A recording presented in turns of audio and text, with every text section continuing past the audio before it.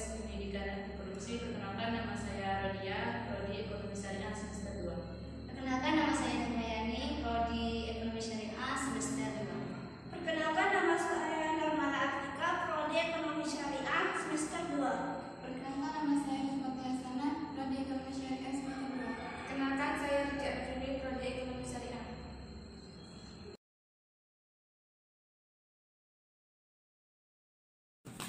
Terima kasih kepada Bapak Akademi SENSY selaku Kepala Desa Luhur Resam Kecamatan CNG telah bersedia menjadi narasumber kami untuk wawancara pada siang hari ini.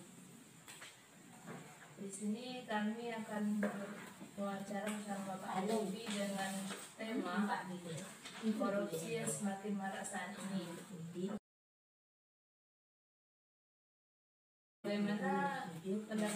Bagaimana pandangan Bapak tentang korupsi yang semakin marak terjadi saat ini? Kalau korupsi yang marak sebenarnya adalah tindakan seorang oknum yang dimana dilakukan oleh sebuah perilaku buruk yang sudah tantangan di oknum tersebut. Selalu ada pengiriman untuk melakukan penyimpangan dana setiap kegiatan baik penyalahgunaan keuangan dan hal-hal yang lainnya terkait perilaku korupsi yang semakin marak. Sebenarnya ada tindakan hukum yang ketat yang diberikan hukuman yang berat agar terjadi efek jerah terhadap perilaku atau korupsi tersebut. Jadi menurut pandangan Bapak bahwa tentang perilaku korupsi yang semakin marak saat ini sebaiknya ada tindakan hukum yang ketat dan diberikan hukuman yang berat agar terjadi efek jerah pada pelaku korupsi. Baiklah, selanjutnya kita masuk ke pertanyaan selanjutnya. Bapak kan selaku kepala desa, misalnya ada seorang perangkat desa Bapak melakukan tindak pidana korupsi. Bagaimana pendapat Bapak dan hal apa yang akan Bapak lakukan kepada perangkat desa tersebut?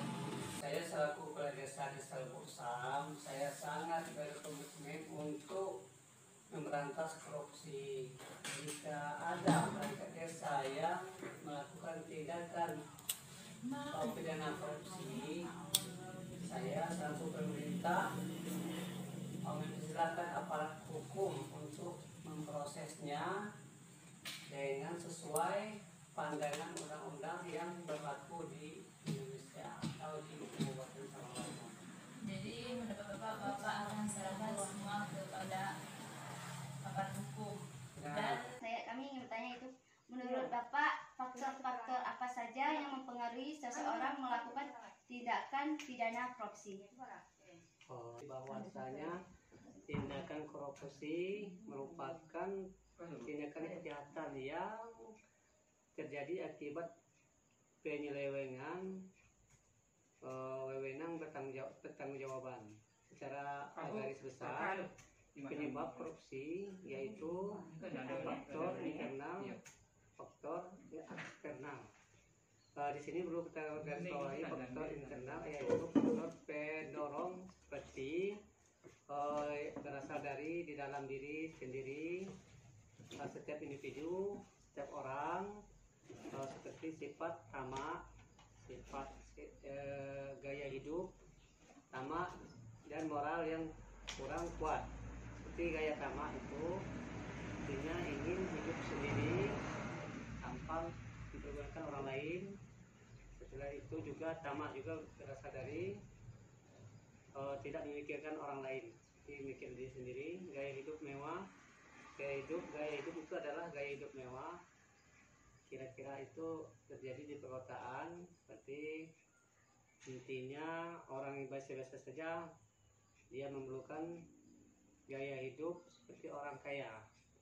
Yang kedua moral terjadi seperti etika, sopan santun, budi pekerti, moral juga itu yang memberikan moral itu barang siapa tidak moral itu adalah moral yang tidak ada gunanya bagi masyarakat kita, masyarakat banyak apalagi agama.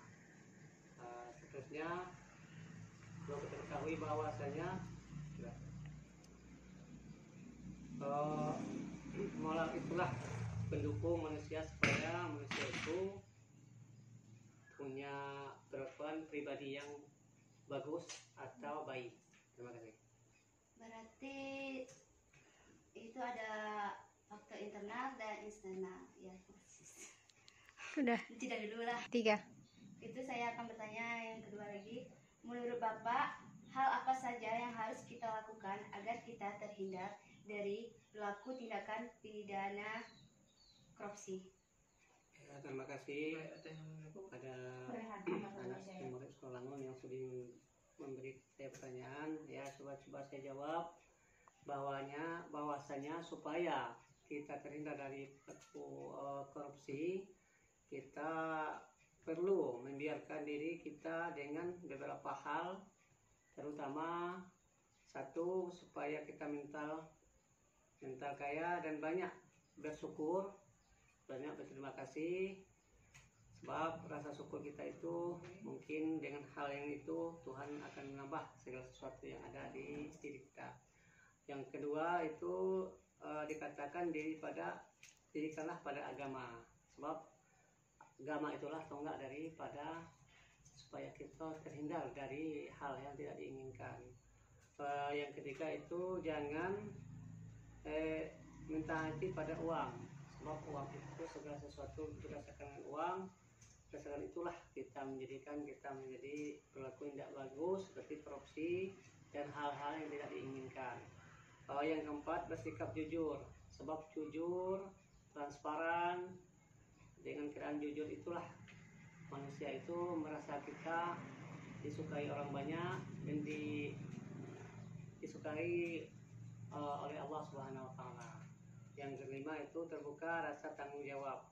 Karena kita terbuka, masalah terbuka itu adalah supaya orang jelas transparannya dan orang merasa enak, merasa berterima kasih karena kita transparan itu bertanggung jawab dari hal-hal yang kecil sampai yang sebesar apapun. Yang keenam, jangan pernah takut, sebab kalau kita benar itu tetaplah benar, salah itu tetaplah salah. Maka kalau kita benar sekalipun kecil tetaplah benar, salah walaupun besar tetaplah salah.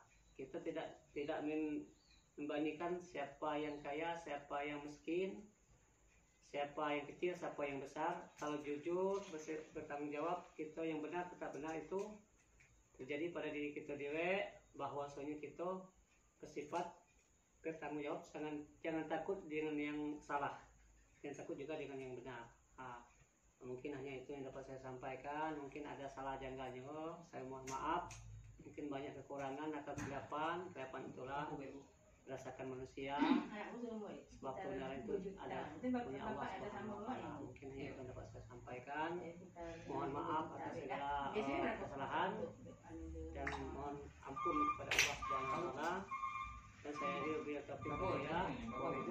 Wassalamualaikum warahmatullahi wabarakatuh. Mohon maaf atas segala kesalahan dan mohon ampun kepada Allah Subhanahu wa Ta'ala. Dan saya diberi taufik hidayah. Wassalamualaikum warahmatullahi wabarakatuh. Terima kasih kami ucapkan kepada Bapak Kepala Desa yang telah bersedia untuk menjadi narasumber kami. Baiklah, demikianlah podcast pendidikan anti korupsi